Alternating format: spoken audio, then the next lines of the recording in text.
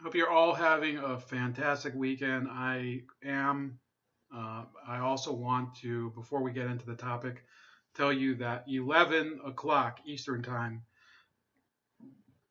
tonight, tonight. Sorry if it's in the middle of the Patriots game or the ALCS. We're gonna be talking Brazil with Revan Starkiller, another guy. He's not a YouTuber, but he's a follower of this channel. Nice guy. We've had him before. Talking Brazil, Bolsonaro, Haddad, that other woman, Manuela Davila. Yow. And we're also going to be talking a lot about the politics there. So that's at 11 Eastern Time. I am going to put the link in the chat. Hopefully, I'll remember also to put the subscribe button in the video itself so you can actually go directly to the channel and then go to the live stream. Now, with all of that out of the way, the whole bullshit over celebrities, and of course, there's the Kanye West thing, which I think is producing a lot of hilarious stuff, but it actually is not that important. And people are suddenly realizing that celebrity endorsements of a candidate really do kind of they do damage both to the celebrity sometimes as well as to the candidate. And if you watch Tim Pool, he has a second channel called Timcast News, which I'm subscribed to both of his channels. I'm a huge fan of his, even though I've sent him things to cover before and he doesn't really reply or pretend even that it's important. But his content is amazing, and I think he's doing a great job. Taylor Swift actually had a role in kind of taking the wind out of the sails of the campaign for Phil Bredesen, who's the Democratic nominee for U.S. Senate. And I personally would say that if Taylor Swift would have not commented, Bredesen would have probably still had a fighting chance. There's other things that are involved too. Of course, there were videos of some Bredesen volunteers and staff members claiming that he totally was full of shit when he said he would vote for Brett Kavanaugh. Now, some commentators, Clay Travis, who I listen to on the radio as well as I watch his podcast sometimes, they have said that that's kind of bullshit because they're low-level staffers. I would say this. It doesn't matter at this point. These are the people that he surrounds himself with.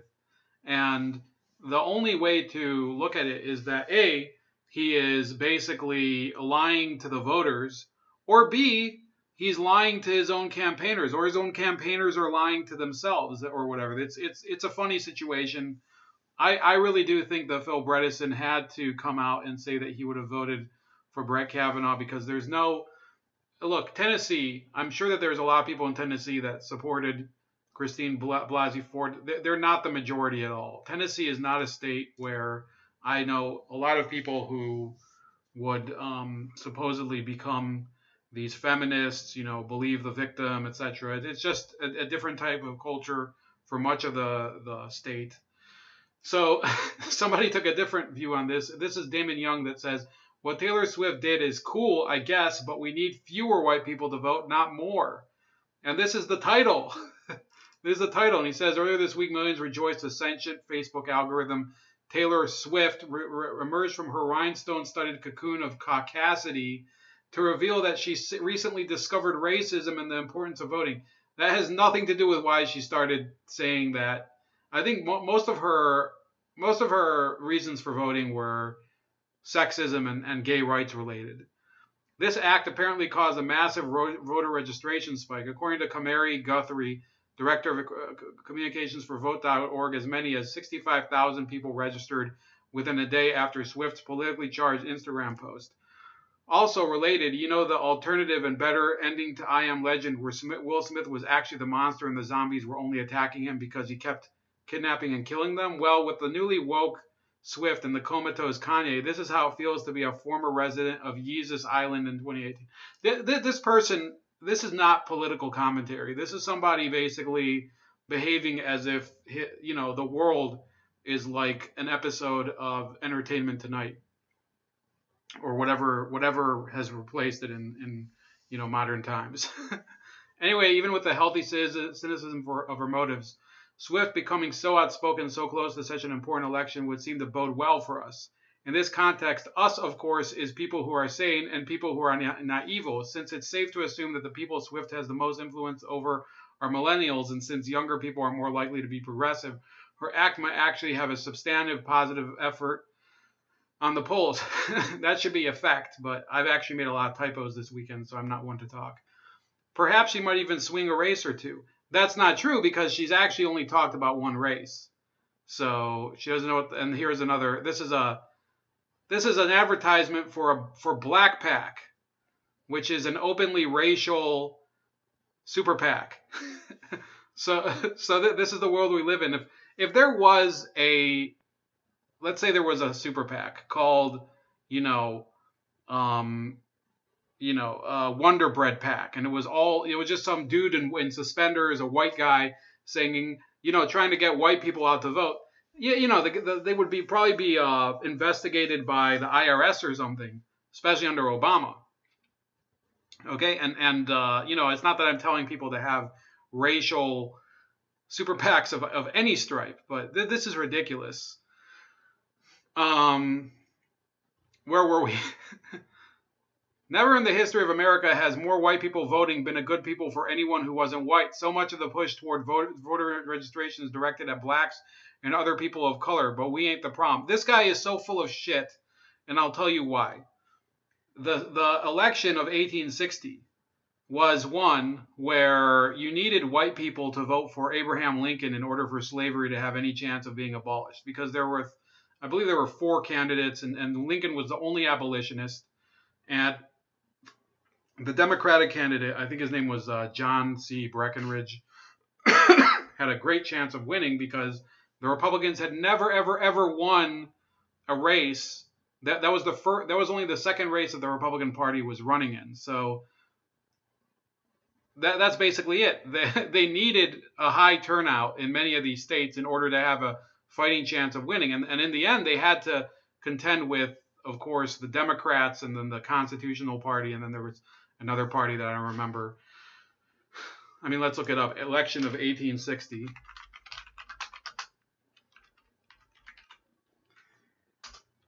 See if it gives us the right one even. So you can see here, there was a high turnout, 81.2%. That was 2 points higher. And Lincoln won 39% and defeated Breckinridge, the Southern Democrat, as well as John Bell, who you can see won these borderlines. Well, yeah, he won these borderline states. Where is he? I guess you don't know where the hell he is. Yeah, these are the ones: Kentucky, Tennessee, and Virginia. So if he would have swung enough states away from Lincoln, who won 18, then you would have basically had Congress, the Electoral College would have been deadlocked, and they would have probably installed Breckinridge as president. There would have been no Civil War, and this guy would have probably been, we don't know what he would have been doing, but it wouldn't have been writing for the Root. So much of the push toward voter registration is directed at blacks and other people of color, but we ain't the problem. When we vote, the vast majority of us take a look at the ballot box and choose the candidates who are the most sane and the least evil. Even with the shitty choices we're so often given, 90% of us still manage to choose the right ones. That's not true at all. Because if you look at black communities around the country, they are electing over and over again people like this guy. This is Al C. Hastings, who is a Florida congressman, I think, yeah. And he's already gone to jail for bribery. I think there was a sexual harassment allegation too. In June 2011, one of Hastings' staff members, Winsome Parker, filed a lawsuit alleging that he had made repeated unwanted sexual advances and threatened her job when she refused him. A congressional ethics panel investigated these claims. Parker was represented by the conservative legal group Judicial Watch. So at the time, I don't think that the Democrats were saying believe women. Hastings denied the allegations and called them ludicrous. He said, "I will win this lawsuit. This is a certainty. In a race with a lie, the truth always wins. And when the truth comes to light and the personal agendas of my accusers are exposed, I will be vindicated." In February 2012, it was reported that Hastings would be released from the lawsuit and will only continue against the Helsinki Commission, which Hastings chaired and Packer represented in Vienna. In December 2017, it was reported that the Treasury Department paid $220,000. So you, the black voter, are voting for this idiot, and you're paying also for him to basically play some grabby with his staff. That's pretty funny. It is pretty funny that they think that some of these activists think that the black community is better at actually, voting for people than anybody else. They're not. We don't even know who's the worst ethnic group right now in terms of voting for pieces of crap. But the black people are in the race. They're in the race, guys. It also says in 1981, Hastings this was when he was a judge for Broward County, Florida. He was charged with accepting a $150,000 bribe in exchange for a lenient sentence and a return of seized assets for 21 counts of racketeering by Frank and Thomas Romano and of perjury in his testimony about the case. In 1983, so this guy's taken a bribe, he's committed perjury. In 1983, he was acquitted by a jury after his alleged co-conspirator William Borders refused to testify in court, resulting in a jail sentence for Borders. In 1988, the Democratic-controlled United States House of Representatives took up the case, and Hastings was impeached for bribery and perjury by a vote of 413-3. He was then convicted on October 20th, 1989, by the United States Senate, becoming the 6th federal judge in the history of the United States to be removed from office by the Senate. So no, you keep electing this asshole, and nobody gives a fuck. And he's going to be elected again this year because you don't give a fuck, because you'll vote according to label. By the way, I'm still not committed to voting for anybody in the governor's race, by the way, just so you know. So I'm not somebody who's going to just pretend, oh, this person has, the non-GMO label. No, this is all about if people qualify, they should be elected. And if they're not qualified, then fuck them. Maybe we're getting it all wrong. Maybe instead of trying to get more of us to vote, the push should be to get less of them to vote, them meaning white people. Maybe on election day, we should erect targeted barricades at each and every crucible of whiteness, from Cracker Barrel to Lululemon, so they can't escape until voting is over. So there you go. He's actually calling for voter intimidation. And Lululemon is a fucking yoga store where liberal women vote. Maybe we should push to have soccer moms and suburbanites take citizenship tests before they're able to vote. And maybe these tests should have unanswerable questions like, where is Egyptian musk manufactured? That's a good one. And undoable tasks like sing the third verse and lift every voice and sing. Maybe we should just scratch everyone named Susan from the polls. Just think, I didn't know Susan was a white person's name. Just think about how much better our country would be for everyone, the women, the LGBT community, Muslims, immigrants, and even Kappas. I don't even know what Kappas are. If only like 17 white people were able to vote. Of course, I'm not saying that I don't trust white people at all. I don't, but that's not what I'm saying here today. If, for instance, I'm in need of a plumber today, and that plumber happens to be, he probably will be white, by the way. I will give Sully the plumber the benefit of the doubt. It will probably be Vito the plumber. I also trust white people making coffee and pouring beer, but perhaps that's only because I don't drink either. But when it comes to, this guy must be either a Mormon or a Muslim. But when it comes to voting, yeah, I trust them as far as I can see them, which sucks since voting is done behind a curtain. So maybe if Taylor Swift really wants to do some good, she should tell her millions of followers that the midterm elections are happening on Black Friday, which all things considered could even eventually be a pun. This is probably the ultimate expression of people who are so stupid. This guy is such a retard. And he writes for GQ. He writes for GQ. So, Keith Olbermann wasn't the only dumbass who was employed by them. He has a book that's called What Doesn't Kill You Makes You Blacker. Well, what are you getting stuck in, like a fucking locomotive furnace or something? What is he talking about?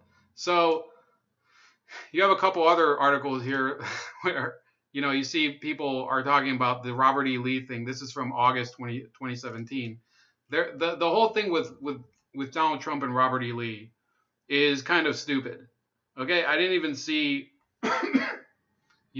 why people want to really look at Robert E. Lee from this revisionist perspective today, because ultimately the war is over. And this is a question I have.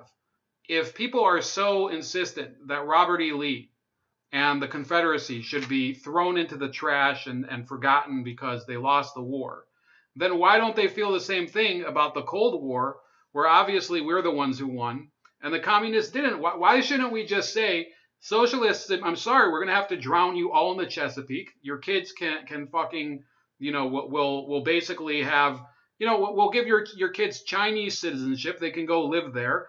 And fuck you. That's basically, is that the approach we should take to that? Because that's exactly the approach that they're taking to the Civil War. Again, hypothetical. I'm not calling for anybody to be drowned in the Chesapeake. And I'm also not, I wouldn't be opposed to it happening.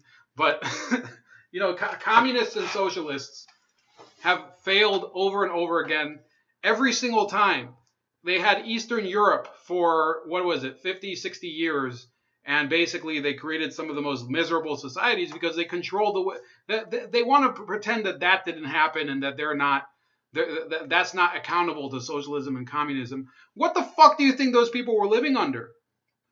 Okay, if you ask a Hungarian growing up in the 60s what system they were living under, they wouldn't say capitalism. They wouldn't say state capitalism.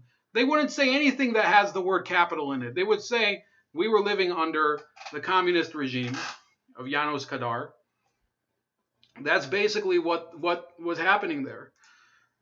Final topic today, and again, let me remind you that there's a live stream at 11. Unease sweeping the halls of Harvard on the eve of race-based admission suit. So now we're going to see what intersectionality is, the ultimate, circle jerk. Eventually, it gets to the point where you have to jerk somebody off. Okay, that's basically. I can tell you that when you file a complaint about people over and over again, and suddenly somebody files a complaint against you, there's no way for you to suddenly say, well, but the system is the system has wronged me for so long, and I have all these complaints. How is it that they're complaining about me now? It says, as Harvard University prepares to defend its selective, highly secretive admissions process in a Boston courtroom Monday, outside groups are marshaling their forces with protesters descending on the city and a rally planned outside the university's iron gates. The high-stakes case accusing Harvard of discriminating against Asian American applicants has reopened a sharp national debate over race, equity, and merit. And on campus, it has forced students to confront uneasy and intensely personal questions about racial diversity, privilege, and their place at the Ivy League institution. It's forcing me to talk about race in a way that I've not done, said Priyanka Kaura, 27, an Indian American graduate student from Pennsylvania at Harvard's Kennedy School. Kaura said she supports affirmative action and is careful about acknowledging there may be concerns about bias against Asian applicants, especially when discussing the issue with other Asian Americans. And she says, I haven't lost any close relationships with yet. It's on everybody's mind, added Victor Agbafe, 22, a senior whose parents immigrated from Nigeria and who grew up in Dallas and Wilmington, North Carolina. I think the case has the potential to be huge. In animated, sometimes fraught conversations among friends in dining halls and dorm rooms, in Facebook groups and in private texts, in classroom discussions and group gatherings, Harvard students are grappling with the issues raised by the lawsuits. Unlike previous affirmative action lawsuits, that primarily hinged on if race-conscious admissions practices benefited Black and Hispanic students while hurting white students, this case pivots on Asian American applicants. The lawsuit was filed by Students for Fair Admissions, a group representing Asian Americans who allege Harvard's admissions policy discriminates against them. As proof, the organization points to 6 years of Harvard admissions data that its experts argue indicate Asian Americans were rated lower on personal qualities such as courage and kindness which hurt their chances of gaining admission. The group also alleges Harvard limits the number of Asian American students it admits every year, a practice called racial balancing, which is unlawful. Harvard denies any discrimination and insists its admissions practices are legal and ensure that all students learn on a diverse campus and are exposed to different ideas and classmates from various backgrounds. At Harvard, 21% of students are Asian, nearly 12% are Hispanic, 8% are black. The majority of the campus is white. The university is also quick to point out that the Students for Fair Admissions is led by Edward Blum. He is a conservative white scholar who unsuccessfully challenged the University of Texas admissions process and led an effort that unraveled parts of the Voting Rights Act. So this goes on for a few more, and you can read this. And I think it's a good thing that the Boston Globe is at least, they're visiting it. I don't generally like the Boston Globe. I think they're basically, they are owned by the New York Times, just for your information. Let me say this, okay? If you go to almost any field, if you look at electrical engineering, I remember I wasn't an electrical engineer, I was a mechanical engineer. We had, I think we had two Chinese professors, but we had a number of Indian professors. And we also had a lot of professors from the Middle East, all of which were pretty good. There was one professor from Nigeria who was very good. The head of the department was Egyptian. There were only 2 or 3 American professors, all of whom were white. Okay. Then there was the electrical engineering department. Okay. So I was just talking about my department, mechanical engineering. Across the board, I think that out of 11 professors whose names were up in the hallway, 9 of them were from China. And I would say this, okay? Those people thinking that screening Asian Americans from these universities is going to help those universities through diversity, or by putting in worse students from other races, whether it's white people or black people or Mexicans or whatever, Pacific Islanders, it's going to backfire for the university. The quality of the student and the effort that they put in is one of the things that sustains a university. Yes, there's the husk, the physical facade and the reputation of the university, whether it's Harvard or Brown or Cornell or anything. And I know a guy from Cornell who's a very, very smart person, and he behaves in the manner of a Cornell person. But when you dilute that type of behavior by accepting people based on a criteria that has virtually nothing to do with their performance, you will ruin the brand, and eventually other universities will basically catch up. And yes, I'm not saying that the Ivy League, no, the Ivy League is never going to be completely, it will never completely unravel, in my opinion, because at a certain point that somebody within will have to wake up at these universities and realize that they've basically destroyed everything that they built. Okay, but what they're doing is they're allowing some other universities possibly to catch up. There's unfortunately, I think the majority of universities are taking this approach. The first university that abandons affirmative action, the first university that decides, no, we're going to completely make it performance merit-based, fuck your family and fuck everything about you. If you can't perform, you're not getting in. That university is going to suddenly get more and more people who are just, at the top of the line, the first class people. Okay, you have people who, of course, there are already state universities, okay, that are, they're not necessarily Ivy League, but their quality of education is really not that far behind the Ivy League, whether it's, whether it's in medicine or whatever. If you go to the University of Michigan for I hate Michigan, but the University of Michigan, Ohio State, Purdue, if you go there for many of these degree programs, you might as well be doing Ivy League. I go to work. I work at a major company. Can't say which one. And I have a degree from a very small state university. And some of the people I work with have their degrees from very prestigious state universities, and some of them are from other universities that are kind of no name from the area or whatever. This whole idea that the brand of the university is what makes a student is ridiculous.